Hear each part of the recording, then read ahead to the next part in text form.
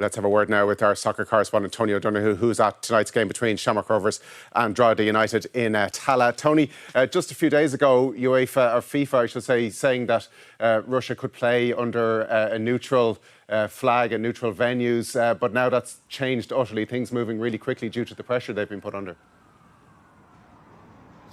It's remarkable, Paul, really, isn't it, how, I suppose, sport in general and football in particular has been part of the narrative of this war.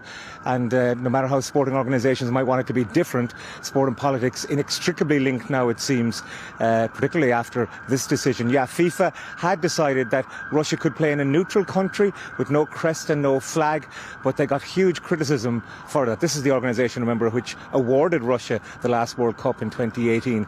And Infantino and Putin were seen together a lot. The organisation that's awarded Qatar the next World Cup in 2022. So they did move quickly in the end, along with UEFA, and they said that all Russian clubs and teams, and that's Spartak Moscow, are in the UEFA Europa League against RB Leipzig. They have now been eliminated. Football is fully united, they say, and in full solidarity with all the people affected in Ukraine.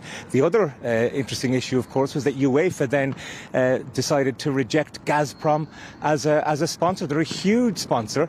Already they've decided that the Champions League was to move away from the Gazprom Arena in St. Petersburg in Russia, but now they're ending all their ties, their partnership with Gazprom. That includes the next European Championships in 2024. And Tony, what's the reaction been here at home? What's the FAI been saying about all of this?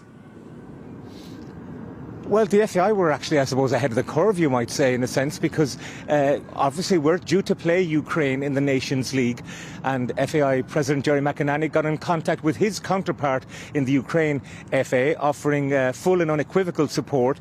The FAI stands firmly alongside the people of Ukraine in the light of this terrible situation, he said. Now, we host them in Dublin on the 4th of June. Hopefully that can go ahead. Who knows, of course, because 10 days later the reverse fixture is due to go ahead. And anything that can be done by the FAI to help the Ukraine Football Association and the people of Ukraine, they say they will. Tonight at 7 o'clock, the Aviva Stadium will be lit up in the colours of the Ukrainian flag.